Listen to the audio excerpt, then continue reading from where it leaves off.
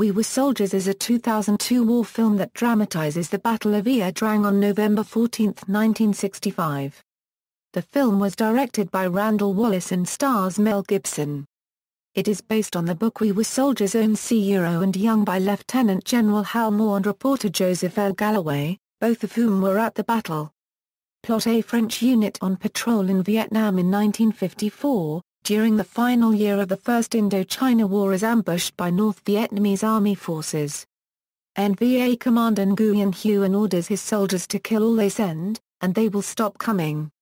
11 years later, the United States is fighting the Vietnam War. U.S. Army Lieutenant Colonel Hal Moore is chosen to train and lead a battalion.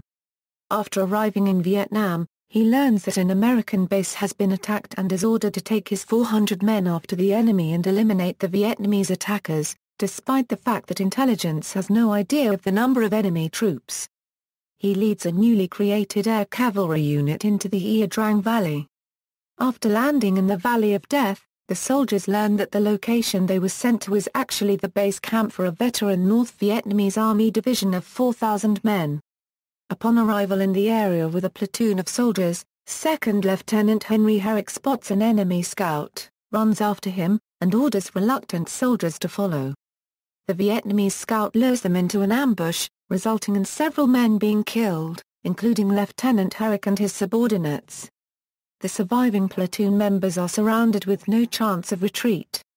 Sergeant Savage assumes command, calls in artillery, and uses the cover of night to keep the Vietnamese from overrunning their small defensive position.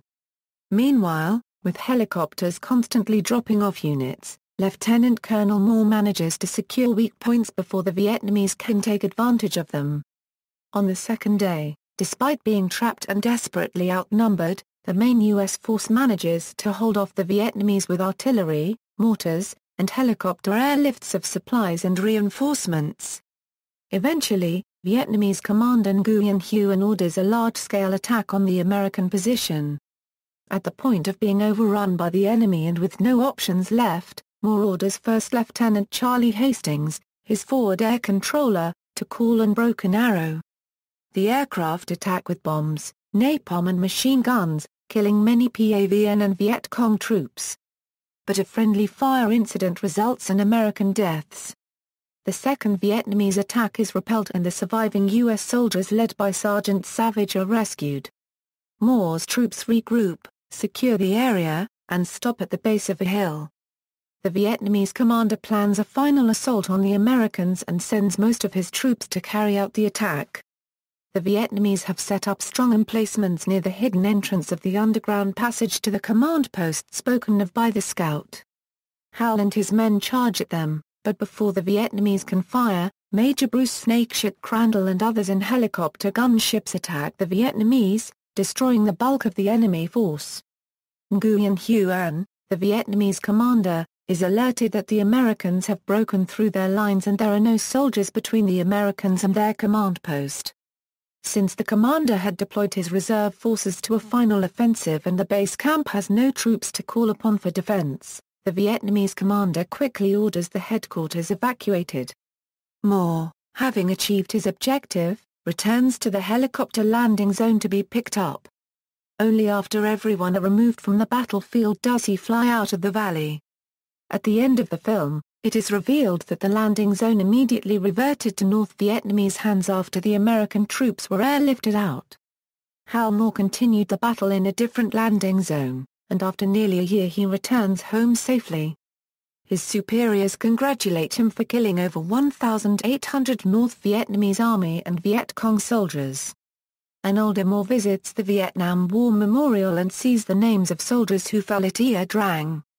Cast: Mel Gibson as Lieutenant Colonel Hal Moore, Madeline Stowe as Julia Moore, Greg Kinnear as Major Bruce P. Crandall, Sam Elliott as Sergeant Major Basil L. Plumley, Chris Klein as 2nd Lieutenant Jack Johagan, Luke Benwood as David Moore, Taylor Momsen as Julie Moore, Devon Werkheiser as Steve Moore, Kerry Russell as Barbara Johagan, Barry Pepper as Joe Galloway, Mark McCracken as Ed Tootle Freeman, Ien Dai Degree Eng as NVA Lieutenant Colonel Nguyen Huen, Ryan Hurst as Sergeant Ernie Savage, Mark Blucas as 2nd Lieutenant Henry Herrick, J.S.U. Garcia as Captain Tony Nadal, John Hamm as Captain Matt Dillon, Clark Gregg as Captain Tom Metzger, Blake Herron as SP4.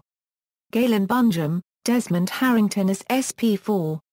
Bill Beck, Brian T. as PFC Jimmy Nakayama, Robert Bagnell as First Lieutenant Charlie Hastings, USAF. Adaptation from source material. In the source book We Were Soldiers owned C. and Young, Moore complains that every damn Hollywood movie got it wrong. Wallace has said he was inspired by this comment and became determined to get it right this time. The film's final version, though getting many of the facts of the book presented onto film, does not present an entirely historically accurate portrayal of the battle, nor is it entirely faithful to the book. For instance, the film depicts a heroic charge under the command of Lieutenant Colonel Hal Moore at the end of the battle that destroys the Vietnamese reserve, ending the battle in an American victory. In fact, there was no heroic final charge in the book, nor were the forces of the North Vietnamese destroyed, though the American commander Moore reported 834 enemy bodies, 1215 estimated Kia, January 3 of the enemy force were killed to 72, out of 395, American fatal casualties. Lieutenant Colonel Nguyen Huan, the Vietnamese commander, did not see the conclusion at LZX-ray as the end of combat, and the Battle of Ia Drang continued the next day with combat action at LZ Albany, where the February 7th, with A Company January 5, found themselves in a fight for their lives against Lieutenant Colonel Nguyen Huan's reserve. Finally, as the movie notes in a voiceover by Joe Galloway, the battle continued for over 300 more days. There are as well many other historical differences in the book versus the movie, presumably to shorten the length of the movie. Some differences not shown would have demonstrated how desperate the American situation at Ia Drang was. For example, the seriousness of the overrun of C Company under the command of Captain Robert Edwards and the repulse of the final major North Vietnamese push at LZX-ray on the former C Company line, which was then held by B Company February 7 under the command of Captain Myron Diderich, the Ukrainian captain that Mel Gibson, as Colonel Moore, seems to claim is attached to the January 7. Also incorrect is the act of Captain Ramon Nadal pushing forward and rescuing the stranded platoon of Lieutenant Henry Herrick, which according to the book was actually done not by one company of the January 7, but rather was a major push made by two companies of the February 5 as well as B Company January 7. Despite the aforementioned differences from the book and departures from historical accuracy, in a documentary included in the video versions, General Moore states that this film is the first one to get it right. Reception: a film received mostly positive reviews. Roger Ebert, from the Chicago Sun-Times, gave the movie 3.5 stars out of 4 and praised the movie's battle scenes and how the movie follows the characters. Black Hawk Down was criticized because the characters seemed hard to tell apart. We Were Soldiers doesn't have that problem. In the Hollywood tradition, it identifies a few key players, casts them with stars, and follows their stories. Lisa Schwartzbaum, from Entertainment Weekly, gave the movie a B and noted the film's fair treatment of both sides. The writer-director bestows honor generously, apolitically not only on the dead and still living American veterans who fought in Ia Drang, but also on their families, on their Vietnamese adversaries, and on the families of their adversaries too. Rarely has a foe been portrayed with such measured respect for a separate reality, which should come as a relief to critics of the enemy's facelessness in Black Hawk Down. Vignettes of gallantry among Vietnamese soldiers and such humanizing visual details as a Vietnamese sweetheart's photograph left behind in no way interfere with the primary, rousing saga of a fine American leader who kept his promise to his men to leave no one behind dead or alive. David Sturrett, from the Christian Science Monitor, criticized the movie for giving a more positive image of the Vietnam War that, in his opinion, did not concur with reality. The films about Vietnam that most Americans remember are positively soaked in physical and emotional torment, from Platoon, with its grund's-eye view of combat, to Apocalypse Now, with its exploration of war's dehumanizing insanity. Today, the pendulum has swung back again. If filmmakers with politically twisted knives once sliced away guts and glory cliché copyright Their current equivalents hack away all meaningful concern with moral and political questions. We Were Soldiers is shameless in this regard, filling the screen with square-jawed officers who weep at carnage and fresh-faced GIs who use their last breath to intone things like, "I'm glad I died for my country." Todd McCarthy, from Variety, said the film presents the fighting realistically, violently and relatively coherently given the chaotic circumstances. McCarthy further said, "Mel Gibson has the closest thing to a John Wayne part that anyone's played since the Duke himself rode into the sunset, and he plays it damn well." He summarized with, "Gibson's performance anchors the film with commanding star power to burn. This officer truly loves his men, and the credibility with which the actor is able to express Moore's leadership qualities as well as his sensitive side is genuinely impressive."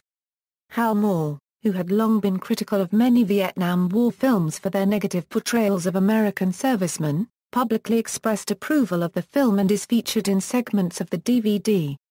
Some soldiers were less pleased. Retired Colonel Rick Rescorla, who played an important role in the book and was pictured on the cover, was disappointed, after reading the script, to learn that he and his unit had been written out of the movie. In one key incident, the finding of a vintage French bugle on a dying Vietnamese soldier, the English-born Rescorla is replaced by a nameless Welsh platoon leader.